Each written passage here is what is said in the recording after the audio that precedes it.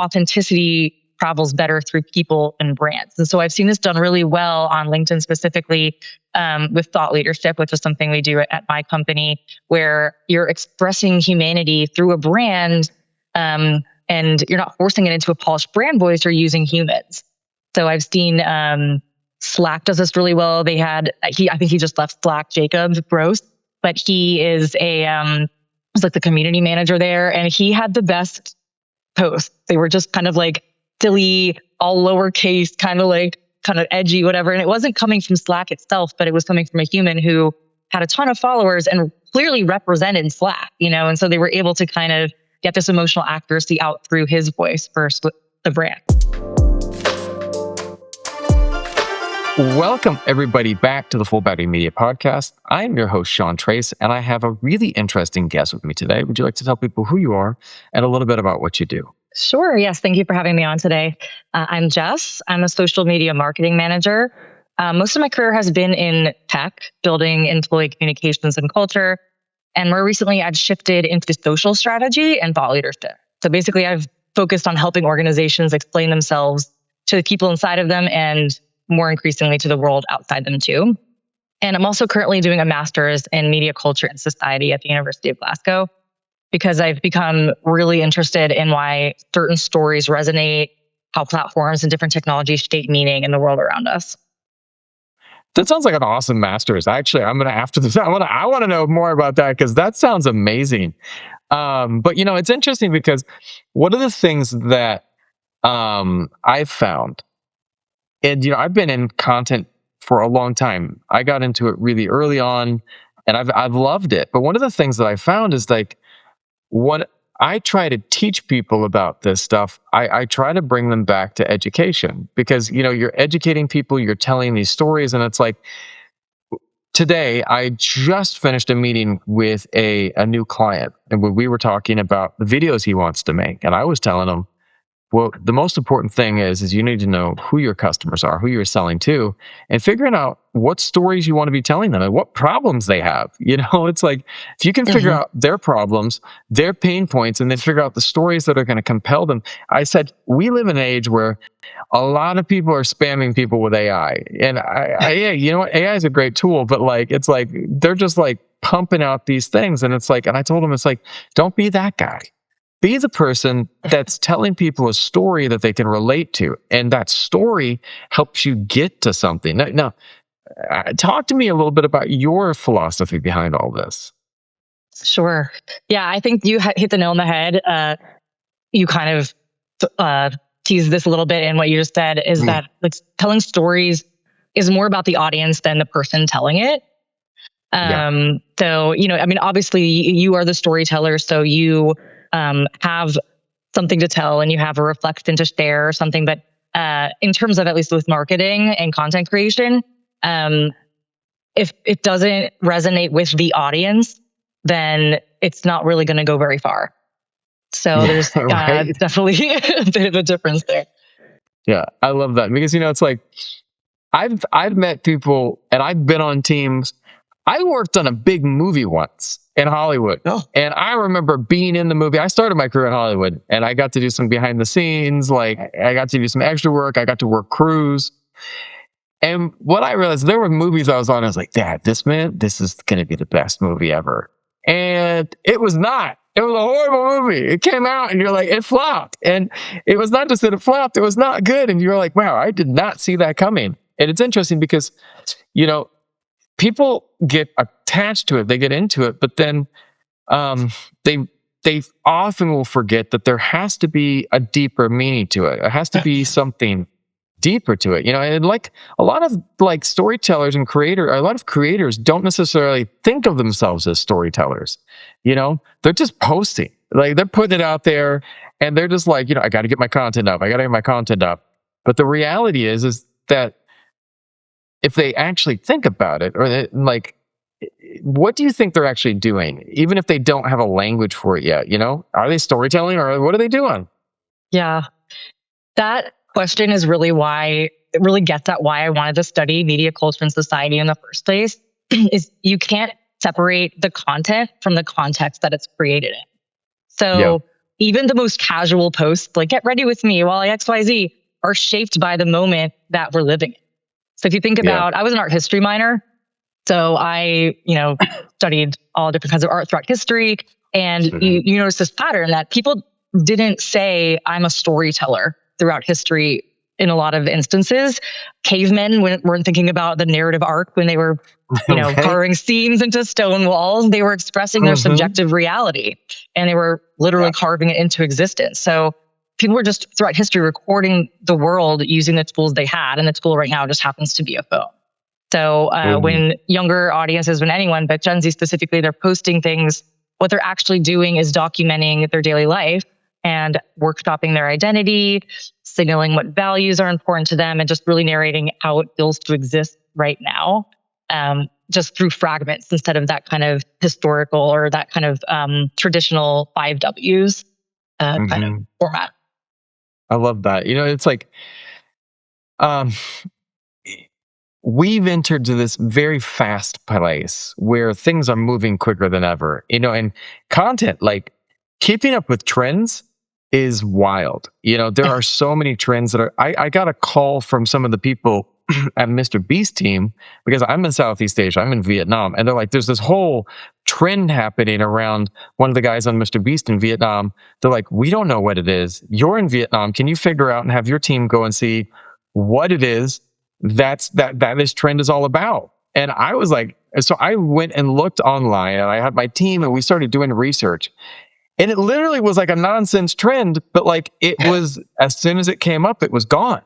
And it wasn't a nonsense trend because there was a story behind it. And like online, it was about, what was his name? One of the guys on Mr. Beast's team was always getting like kind of just everyone joked about him and teased him, but they were just like supporting this guy and so they made these nonsensical, like, wise thoughts. If the bird walks into the room, what does it do? And like, that was the whole trend. It was just to kind of make videos and make this guy. But what was interesting, and why I'm bringing this up, is because it changed so fast. But even still, there was meaning behind it. There was a story behind it. And that story and that message was, they see this guy getting teased online. So they created this whole movement to kind of support him. And companies are one step behind on this right now. There's only one company that I know that's actually doing something that's crushing it right now, and that's a Dr. Pepper. Have you seen the Dr. Pepper guy? So I'm not sure. All right. So right now, the Dr. Pepper guy just shows up in streamers' streams. And so everyone's finally getting like realizing it. He walks out, and he's got a can of Dr. Pepper, and he walks up to the streamer and he hands it to him, and he walks away. That's it. He just walks up and hands it, and he's like, and everyone's like, what's happening? It's that guy again.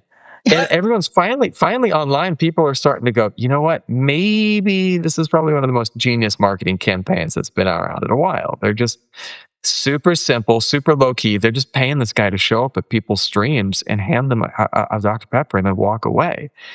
And, it's interesting because it's still storytelling. It's still something, but like when companies are behind on this, what do you think they're missing when they're one step behind all of the super fast trends on TikTok and Instagram? Yeah, it's a good question. And I love that example. I need to look up the Dr. Pepper guy now. But what you just described is, it's trends, or you can call them memes. I'm a millennial, so it's, like memes. It's a language, and so it's not just a language, but it's also this kind of feeling of inclusivity too. So if you know kind of thing. So someone gains momentum, right? Because people see him, they recognize it, and that's how kind of it becomes a trend. I think the reason organizations feel one step behind is because culture and things like that move at the speed of humans, but organizations move at the speed of permission. So where TikTok and Instagram, they're driven by instinct, iteration, fast feedback, these quick things that you kind of have to like catch before they burn out. Companies are driven by approval cycles, risk management, brand consistency. These are important things. But it doesn't mean that companies are bad at culture. It just means they're slower by design. So in my opinion, trying to keep up is a losing game. I don't think that the goal should be to keep up with the trends.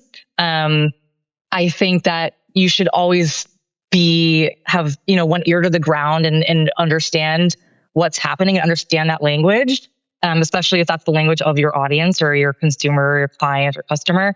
But another thing to keep in mind is chasing virality fails a lot, because once the trend becomes official or like the man gets it, it's dead. Yep.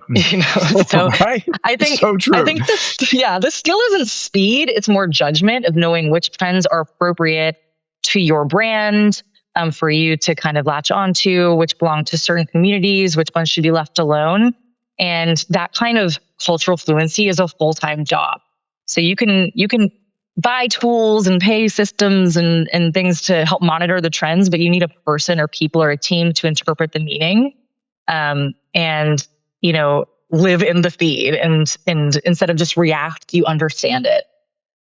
Right now, there's a trend that I just see taking off, and I see everyone getting on board with it. I don't know if you've seen this one. It's important. Like, there's going to be a time where someone comes up to you and asks you to marry them, and it's important. It kicked off like last month, but now I'm seeing it start to really gain steam, and I'm starting to see some companies jump on. It's important and I was just like, and it's interesting to see like how some people are hitting with it and some are just missing, and it's like but like it's interesting because it's this thing that's gaining steam. But like, one of the things that when you look at, and like, I love that you said when the man gets control of it, like it's done, because authenticity is one of the most overused words online. But like, it's we all know when it's authentic and when it's not, but it's hard to put your finger on what that is. You know what I mean? And so I don't know. It's interesting because, but from your perspective, what actually makes content feel authentic to people, to audiences? Yeah. Yeah. I mean, it's tough because it's such a nebulous term, authenticity. It's just being yourself, right? Um, Younger audiences aren't looking for perfection. I'm sure this has been talked about before. But specifically, they're not looking for perfection disguised as relatability. Their bullshit meters are high, And I know I don't think just younger generations. I think just people, humans, especially with, you mentioned it, the AI slop that has been, going through the feeds lately. But the younger generation, Gen Z, they came of age during a pandemic. They, with video calls and now with AI. And so they and all of us are craving humanity, and humanity is imperfect. So if you look at the content they consume, it's phone shot, it's uneven, it's edited in an app. Yeah. It's created quickly, it's created imperfectly. So it doesn't mean it's low effort, but it's legible that a human created this. And the content that stops my scroll is a little messy, and clearly authored by a human. So that's tough for companies because not every company's brand is aligned with, this kind of messiness. And it doesn't mean that you should suddenly look scrappy, but it does mean that authenticity travels better through people and brands. And so I've seen this done really well on LinkedIn specifically, with thought leadership, which is something we do at my company, where you're expressing humanity through a brand. And you're not forcing it into a polished brand voice, you're using humans. So I've seen Slack does this really well. I think he just left Slack, Jacob Gross, but he is was like the community manager there, and he had the best posts. They were just kind of like silly, all lowercase, kind of edgy, whatever. And it wasn't coming from Slack itself, but it was coming from a human who had a ton of followers and clearly represented Slack, and so they were able to kind of get this emotional accuracy out through his voice versus the brand. I love that. I mean, it's interesting because I love that the fact, one of the things I love getting on this podcast and having conversations, well, all of my podcasts actually, is I just get to talk to people and hear their stories and hear like, I remember when I was a kid, I have this one memory of my uncle, and when I talk on my Growing Money podcast, which is one of my favorite podcasts, that is a podcast that I created because I know nothing about money and personal finance. And I figured I don't want to learn this because I'm trying to teach my daughter about personal finance and I suck at it, or at least I did. But by running this podcast, I started learning more. And I remember one of the stories that I told him that, and it's one of my favorite memories. My uncle, I had that rich uncle, and my uncle was stupid rich. Like, he lived in rural North Carolina, and when he was a radiologist, and when the hospital, he's like, hey, we need the hospital to buy this new technology called a CAT scan. We need one of these. They're like, no, it's too expensive. So he's like, I'm going to buy it. And everyone in this local area can come to me when they need a CAT scan at the hospital, but I'll own the CAT scan. And he did. And he made a lot of money. And then like a couple of years later, he's like, all right, we need this new technology. And the hospital like, no, we're not going to pay for that. He's like, or what is it called? MRI. We need one of these. It's the only place we're like within 50 miles. We're the only place that has one. And he bought this MRI machine and then he made a bunch more money. This is in the 80s. He came to visit us. And my uncle carried around this cash clip that was thick. And I remember he came to visit us and we were so happy to see him. And then he left and his cash clip slipped out of his wallet. And it was like $20,000 wrapped up in this like little cash clip. And I mean, yeah, right? In the 80s, it was just like ridiculous. And I found it. And I was like, it is now mine. Finders keepers. Finders keepers, man. It is. I was like, I love Uncle Ian, but he left this here. He obviously wanted me to have it. It is my time. And I don't know what my little like 10-year-old brain was thinking, but I was like, Sears catalog, I am buying everything. And that's it. And so when my mom walked in and told me that I couldn't keep it, it was probably one of the most devastating things of my early life. We called him, came back on his cell phone. Yep. Oh, okay, on my way back. Remember handing it over to him. No. What I just told was an authentically true story about my vulnerability. And like one of the reasons I love that story is because I don't know if it really has a purpose, but it highlights how much that I desire to fix my money situation. Yeah. And I think that like if you can connect to real moments and real lives and understand that like they're not always clean. More often than not, they're pretty messy. But that's what we love. We all love the relatability of that. You know, I remember watching Home Alone with my daughter, and when she watched it, is from the 90s, very different time. But when she watched it, she was laughing, and she understood the idea of a messy family, a family that's just got issues. And when you see that, it's timeless. Like, because it's we don't want to see that perfect thing. I think so many people grew up seeing all the groomed and perfect things. And I think one of the beauty of social is that when people understand it, they get that there is this inherent messiness to it. And sometimes that's difficult for companies because companies generally don't like messy. They like clean. Yeah, absolutely. But like I said, there's not a reason why you can't kind of still have that authenticity while aligned to your brand, right? So I think that it's like that relatability aspect that you just shared, you know, that really is going to resonate with audiences. Yeah.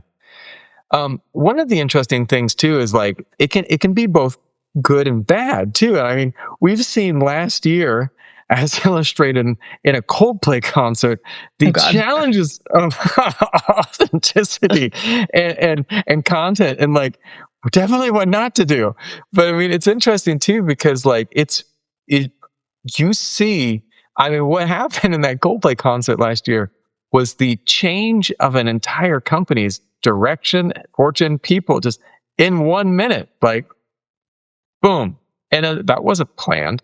And it's like interesting because it's interesting to see as companies align and what they do. And I also saw other companies that one of the greatest things I have, and the platform has changed, but I loved seeing how there was a golden era before Twitter became X, where Twitter had this space where brands were really doing some fun things and having a voice of the brand that felt human. like, brands that were calling other brands out, and it had this play to it that you didn't anticipate from a big company. That's always interested me. Do you think more companies should be kind of like trying to humanize the company more, or should they try to kind of still stand back above? I mean, we talked about this a little bit, and like we're all kind of just craving a little bit of humanity right now. I love AI. I use it every day. I think that there's a lot of potential with just in our worlds for it to better it, but that comes with this craving of humanity. So yes, I think that there should be a balance there. I think you can't have an overarching, you know, uh, it can't just be like all companies are going to speak like this. Like it really there is room for a brand voice. But I think with what you just said about Twitter, there's also opportunities to change that voice based on the platform it's on, right? So you're posting on LinkedIn, it might be a little bit more professional.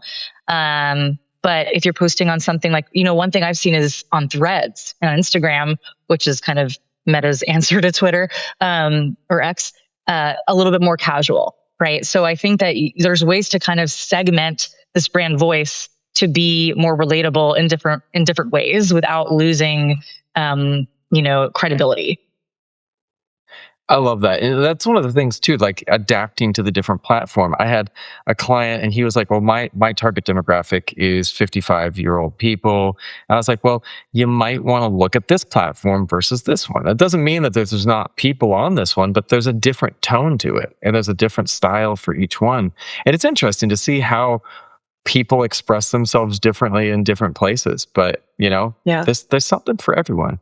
But, Yeah. it's one of the interesting things that you see people, and there's a huge pressure. Like, I wanted to get someone's perspective on this too, because there's this huge pressure for everyone to have a personal brand now. And I saw this one video, and it was like it was an operating room doc who was making these videos. He's like, "Can you tell?" Like, and I was just like, "Oh gosh, should we have someone making videos in the ER?" But there's such a like, guys, I hope that I go in for surgery someday on my knee. It's like, hey, I'm going to be making a TikTok, but Doing a dance like over the operating doing a table. dance. Jesus, come out of my wow, wow. Thumbs up for the guy.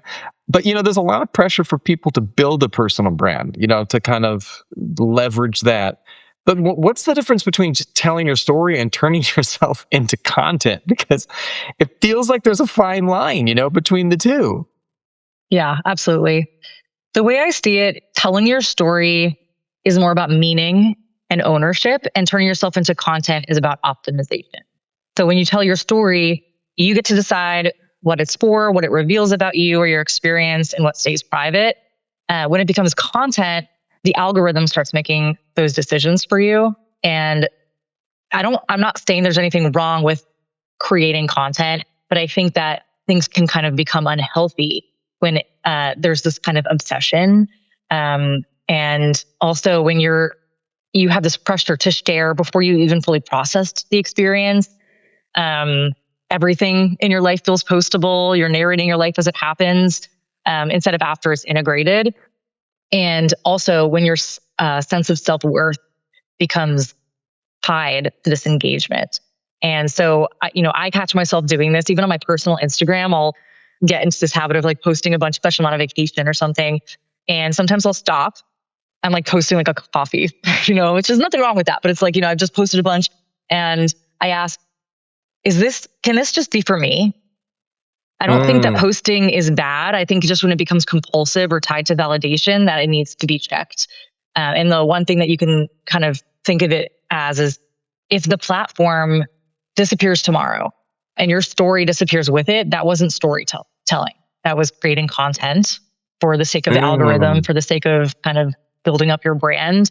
And you do not owe the internet your nervous system. I have to remind myself this a lot. I love that. I love that. One of the things too, like I started creating my different podcasts, especially the Sean Trey Show, and growing money were mainly motivated to kind of get content out there for my daughter so that she might be able to watch it when she was older. And like every single conversation that I'm having is something that, I would hope that at some point in time she got older and was like, yeah, my dad's not an idiot. I'm sure there's going to be many, many years where that's going to be a thought that she has, but maybe he had some okay ideas, or he at least talked to some cool people. And but my point being that there's this larger focus behind it, and I think if you can have that, it's like, what was that? Simon Sinek, it starts with why, right? You have to have that why that you're doing something. If you know your why, then everything else falls into place. But I think that one of the things I taught a content creation class at a university, and it was interesting because so many of the kids that came into it were like, I want to be a content creator. And I was like, well, what does that mean to you? Like, well, I want to be famous. And I was like, wait, slow down for a second, because there's lots of ways to be famous, and, why do you want to be famous? Like, you can be famous and be a singer, or be a race car driver, or be this, but why would you want to be doing it with content creation? And it was interesting because the whole semester I was trying to get them to figure out what is it that you want to post about, because they're like, well, all my friends, TikTok dancing videos are trending right now. And I was like, well, can you dance? Not at all. I said, well, then maybe you want to rethink the dancing videos if you have no ability to dance. And then, one of the girls was like, I don't know about that, but I actually love chemistry. I was like, okay, talk to me about that. Well, what do you mean by that? She's like, well, I do all these chemistry setups for all of the new chemistry students. So I do all of the cool chemical reactions that we're going to show all the chemistry students that are cool and look awesome. She's like, I set that up. I set those all up so that when they come in, I was like, okay, can you next week make me a video where you show me one of the coolest ones that you do? She's like, okay, well, I have to wear this special hood and mask. I was like, that's even more cool. Like, I mean, you're wearing some toxic mask, so you don't get fumes in your face. That's rad. Make me that video and show me what it looks like. And she made it. And she posted on her TikTok, and it got a ton of views because people were like, this is rad.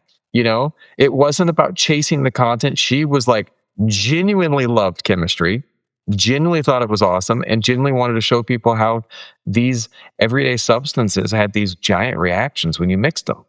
And I was like, this authenticity was super cool. And she was able to start making videos that actually helped her get into the med school of choice that she wanted to, because she was able to start going out there and putting together and building this brand of, I'm this pre-med student who knows a lot about chemistry. And the school was like, you're the pre-med student who knows lots about chemistry. We saw your TikTok. And she's like, you guys looked at my TikTok? They're like, yeah, of course we checked out your TikTok. You shared it with us and we thought it was awesome.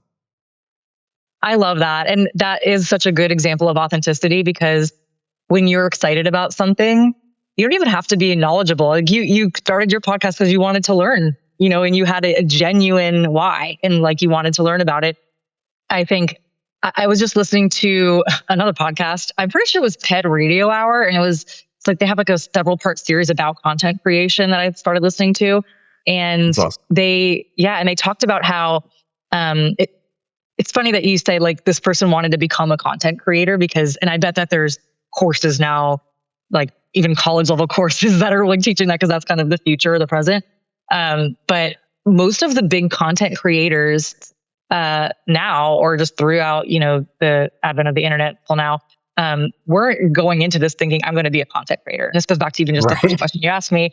They wanted to connect, right? They were maybe they were home during COVID and they wanted to dance, and they had TikTok. And so they were just doing dance videos because they love dancing and they wanted to express themselves. They're stuck at home or whatever. They just wanted to connect with the world, with others. And then it blows up, so it's this kind of passion that really catches fire. It's hard to really go out there and say, I want to become a content creator and have it really feel like that kind of special sauce that really gets viral. Yeah. Well, it's because all of us are tuned into that vibe and energy. We don't always know. There was the other night I watched this video, and I love so many videos, and then I go and find the people that I know are going to be there in the comments. And I see the comments, I'm just like, oh man. And I start reading and I just start laughing because, you know, it might be this really uptight post, and then everyone in the comments is just cracking up. And one of what makes me laugh about it is that we all get the underlying sub thing. It's what's not said. You know what I mean? Everyone Mm, is able to see beyond that surface like thing that everyone's trying to put on this fun surface. There was a couple, was it not that long ago, was it the Miss Universe catastrophe that happened on like all of the social media where the guy who was the part owner of the contest and belittles this pageant contestant live on TV, which was, and then he decided that it was a good thing to hold a press conference and just continue leaning in on it. And it was just like, but when I went and found watched these clips, I was like, well, people were talking about it. And I was just like, well, what is it? What's going on with this? So I went to watch the clips. And like you could see, like again, it was what was not said. You know, there was so much behind it, and everyone was like reading between the lines underneath. You know, you go to the comments, and people are like, just like could see right through it. But it's interesting because when I think about crafting good stories, like one of the best musicians I ever met said he said that there was this quote that he had heard that music is not the notes that are played; it's the silence in between. mm. And so there's this great storytelling is sometimes what you're not saying. It's what people have to infer, what people have to pick up as you go around the story. Yeah, absolutely. You hit the nail on the head that with that, like meaning lives very often in the negative space, and I think that a lot of people understand that, especially people who are more culturally or social media fluent, like the younger uh, audiences. And so traditional storytelling focuses on clarity and, getting that whole message across that they want. But when meaning lives in that negative space, what's avoided, what's been smoothed over or kind of out of sync emotionally, that is very glaringly obvious to a lot of people. So vibes are, it's a funny word and I use it a lot, but vibes are data, vibes are pattern recognition, body language, pasting, voice pasting, word pasting, whose voices are present or not present, or what goes unacknowledged. None of that is accidental. And I think most people know that, especially younger audiences. So even when the words are technically right and perfect, the energy can be off, and that erodes trust. Mm, that's so true. I got a great example. The other day, they had the Indiana Jones show at Disney World had an accident. The giant ball I fell saw out that. and Hmm. fell off, and some guy tried to stop it, just knocked him down. I was like, oh my Completely like, goodness. Just yeah. completely just plowed him over. It's just like, wow, I hope that guy's okay. But one of the things is after that, until Disney could figure out how to do the show safely, they kept running the show, but without the giant ball rolling Mm. down behind him. And like you're watching this and you're like, wow, something's missing there. The whole rest of the thing is in place, but we can pick up when something isn't right. And it's really interesting because sometimes we have these super polished, expensive campaigns. And the wild thing is they perform worse than raw, like low effort content. What is up with that? Yeah, I think that's a great segue because from the last question, because the uncomfortable truth is that polished can really often read as control. So polished Oh, campaigns, any communicator, corporate, social media, anything will tell you that polished campaigns come with a lot of invisible baggage. There's a lot of mm, approvals that had to happen, brand safety filters, optimized language, ways to manage perception. So even when the message is good, the energy of this campaign or post or whatever is very tightly managed. And raw content feels immediate, very human, less engineered by the man. I was thinking back. And so it preserves that pasting and imperfection of how people actually talk and think. So, yeah. in a world where the younger generation has grown up in a world where ads pretend not to be ads. Authenticity is used as a strategy. So the subconscious equation is overly polished equals something's being hidden. So a $500 phone video can outperform a $500K campaign if it feels emotionally in sync. Mm-hmm. It brings me back full circle to the Dr. Pepper guy. There's no slogans. There's no catchy colors or themes. There is one guy that shows up all these streamers that hands people a can of Dr. Pepper. That's it. And like, you got to think about the like, it's just the same actor every time. He just shows up. And what cracks me up is like, what's beautiful about it is they didn't overthink, I mean, think about all of the marketing, like all of the baggage that went into like all of those, just do it. Or when I was growing up, like, where's the beef? Like, my God, can you imagine the number of people sitting in a room that were trying to like, I've got this idea, And you go back to traditional, I used to love the show Mad Men. And it was just like this wild, I was just like, these people are nuts, man. Oh yeah. And like, that, but like the way the market used to be was insane. And like, there is this beautiful shift. And like, one of the things that like I love is to see how trends and inside jokes function like nowadays as cultural storytelling. Even when these things seem silly on the surface, we get these, these different types of playful content that actually has this deeper pulse that speaks to us, Mm-hmm. Yeah, that is full circle to something that we talked about at the very beginning, which memes and trends are cultural storytelling. It's a language. They're just compressed and coded with meaning, so they encode a shared experience that signals belonging. And that moves meaning faster than maybe spoken words do. So it's got this kind of, if you know, with like the Dr. Pepper guy. And this isn't new. Every generation has used inside references to express some kind of a message, like song lyrics, movie quotes. When I was in school, it was like Austin Powers, it was just like the biggest, most quotable thing. Yeah. Or like Ace Ventura, these like kind of super quotable things. We didn't have the internet, so we were just like going around saying things we didn't really understand. But these are cultural nods that carry emotion without actually spelling it out. And memes work. Dumb and Dumber? Oh, yeah. Wait, so you're saying there's a chance? Yeah. And so like we just connected. We just like said, you said Dumb and Dumber, and we literally, without even having to say it, knew what quote we were talking about. Like, that's faster than language. We just got it. So I've seen this internally when I did internal comms too. These small moments show up everywhere, and it's just a kind of storytelling that builds trust in ways that polished narratives can't. So I'm a big memes tell the truth, just sideways. I love it. If someone came to you and said, top one or two things that a person can do to have great content, what should they be doing right now? Yeah. I think it starts with listening.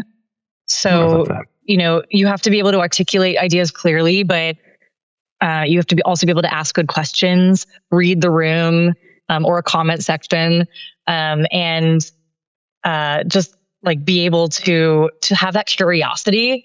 And with that curiosity, it's not just listening to what's said. It's also exploring the different platforms that are out there. So you don't really have to love every new app that comes out, but you should understand it instead of just being skeptical. Like, oh, when I was younger, we didn't have this or that, or this is a stupid app. Like, you never know, it could blow up. So I think a good skill is just having that curiosity and kind of putting your skepticism away for a little bit, and just kind of exploring. And then of course, cultural literacy.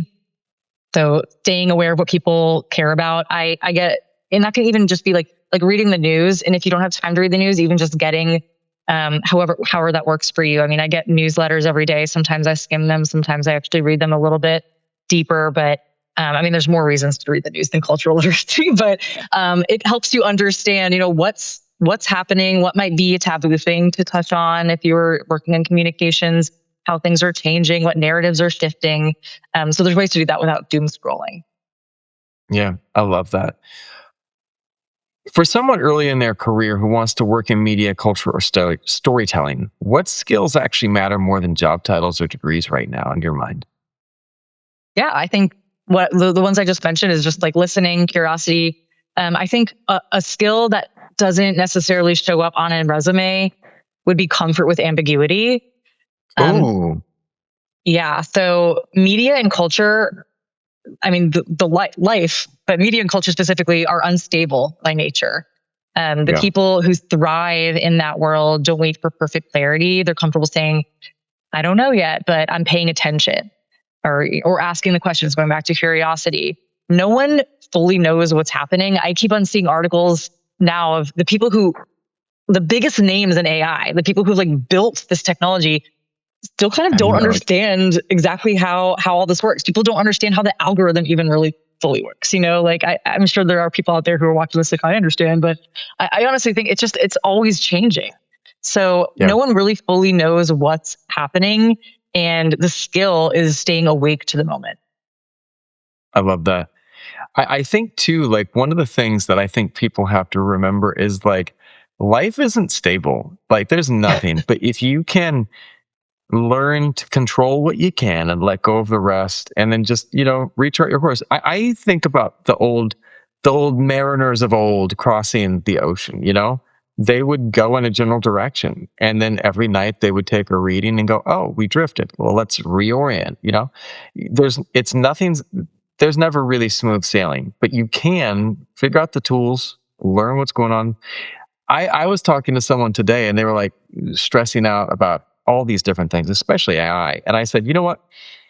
If you could go back in time to when my great grandma that I got to meet was around when automobiles came on the scene, and she was she was really old when I got to meet her. But it was interesting because she told me the story about the first time she rode in a car, and she dove out the door because she was freaking out because they were going above 15 miles an hour, and she dove off and like dove into the bushes, and I was just like, that's wild. But she told me at that time, everyone was scared of these cars. And Uh-huh. you think about everything was changing, but yet the world was just going to be a new place. Yeah. I think that you have to simply understand that we're in this interesting time, but in any time, you can figure out ways to make your way forward and just enjoy the process. Yeah, absolutely. I mean, I've heard this come up a lot with AI. This is not the first time a new technology came out here or hit the scene, and everyone was scared of it or skeptical or thought it wouldn't blow up or was afraid that, you know, the worst could happen. And that's not to say you shouldn't regulate it or keep an eye on it, but look at history and see that, and let's learn from history and see that this has happened before in many different ways, shapes, and forms. And just be comfortable with the fact that, and also embrace that the world is changing. And that's how, society moves forward. I have one friend who she says how she doesn't want to use AI because she feels like it'll make her dumber. And actually, there have been studies that have shown like how it does affect the brain in negative ways when you're super relying on it. But if you think about the tractor was a new tool that made things easier and allowed us to have so much more, allowed us to move forward, like with the Industrial Revolution and like with, have, we're sitting on a computer right now, able to communicate on a computer instead of writing Right. letters with pen and paper. So that's not to say it's all great. Yeah. Not to say it's all great and we shouldn't, look at it critically, but embrace it. Embrace it. It's like new. It's this thing that's going to help us move forward and gain more knowledge, more connection, more what have you. Yeah, I love that.